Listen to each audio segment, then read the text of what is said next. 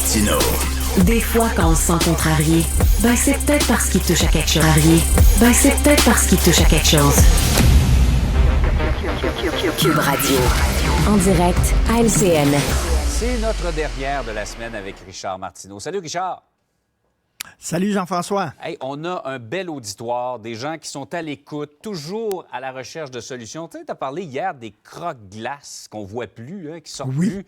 Mais regarde ça, on a trouvé c'était quoi? C'est les croque-glaces. C'est bon, hein, quand même. C'est Bruno qui m'a envoyé ça hier.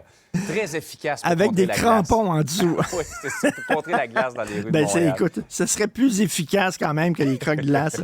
Écoute, parlant de Montréal, il y a l'ancien maire de Montréal, Denis Coderre, qui veut là être libéral, du Parti libéral, parce que lui, il est libéral, puis il vote libéral, puis quand il demande pour qui il va voter, je suis libéral, et tout ça. Et là, il y a un journaliste qui a demandé, est-ce que vous êtes membre du Parti libéral? Il dit, ben là, j'ai ma formulaire, là, justement, j'ai le formulaire devant moi, puis je suis en train de le remplir. Il n'était pas membre du Parti libéral. Alors, mais là, il s'est dit, il l'a rempli, finalement, il va avoir sa carte de membre. Puis là, il a dit, d'un coup, ça ne fonctionne pas au Parti libéral. Tu sais, ça se peut. Fait que là, à un moment donné, maintenant, il a sa carte de membre du Parti Rhinocéros, le Parti communiste du Québec, le Bloc Pot. Écoute, le Parti des citoyens de Saint-Cyril de Wendover. Là, on y revient toujours à Saint-Cyril de Wendover. Hein? Ben oui. Et monsieur, il veut avoir une fonction. Et là, il veut organiser la fête des mères, mais là, on a dit c'est un M-E accent grave R-E-S. C'est pas M-A-I R-E-S. C'est trompé. Donc, écoute, là, il y a toutes ces cartes, là, il vous attend, là, vous pouvez voter pour lui. Richard, parlons de la SAQ. Let's talk about the SAQ. Bonjour, aïe.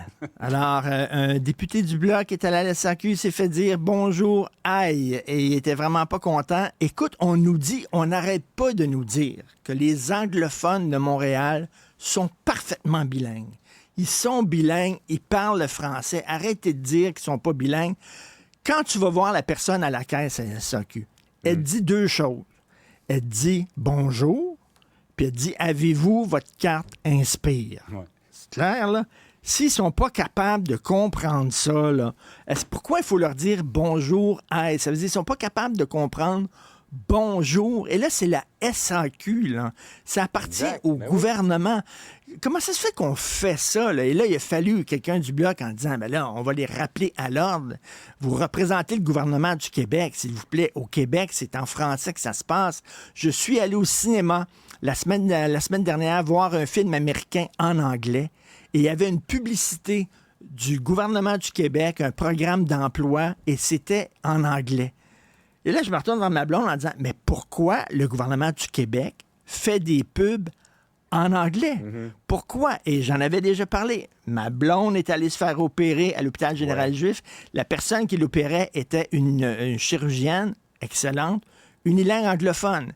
Et là, ma blonde lui demande, mais comment ça se fait que vous ne parlez pas français? Et elle lui a dit en anglais, ben parlez-en à votre gouvernement, parce que c'est eux autres qui m'ont embauché.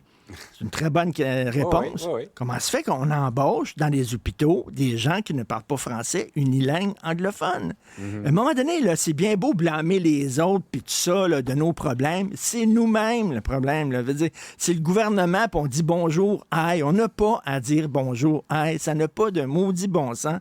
Alors, si on veut que c'était déjà réglé, ça. Ben, on pensait que c'était réglé, mais c'est là, avec le quartier de la francophonie, attends une minute, ça va être réglé. Tout va se régler. Ça va se régler solide, mais il y a quelque chose qui ne marchait pas, et heureusement, il y a quelqu'un qui a tiré la sonnette d'alarme. Richard, j'ai hâte de t'entendre là-dessus. Je viens de parler à Jocelyn Latulippe, responsable de la sécurité dans le métro de Montréal. Mario semblait très sceptique, même un peu railleur tantôt, sur les ambassadeurs de sûreté dans le métro de Montréal. T'en penses quoi? Ben, ils vont être 6. Je dis aux grands mots, les grands moyens. Hein? On se sent en sécurité. Hein? Ils vont être 6 pour se promener dans le métro. Dans les années 80, je ne sais pas si tu te souviens, c'était des bénévoles habillés en rouge qui s'appelaient les Anges Gardiens. Okay. Et c'est inspiré de ce qui se passait aux États-Unis, les Guardian Angels. Donc, c'était des bénévoles qui se promenaient dans le métro. Et là, c'est la même. On avait des policiers. Mais il manque de main-d'œuvre, puis on dit les policiers, on en a besoin dans la rue, pas dans les stations de métro. On va les sortir des stations de métro, on va les mettre dans la rue. Mais là, effectivement, là, il y avait un sentiment d'insécurité. OK, les ambassadeurs de sécurité, j'aime bien ça. Tout le temps, des beaux noms comme ça, les ambassadeurs de sécurité, et ils vont être 6 dans le métro de Montréal. Là. Éventuellement, une c'est vingtaine.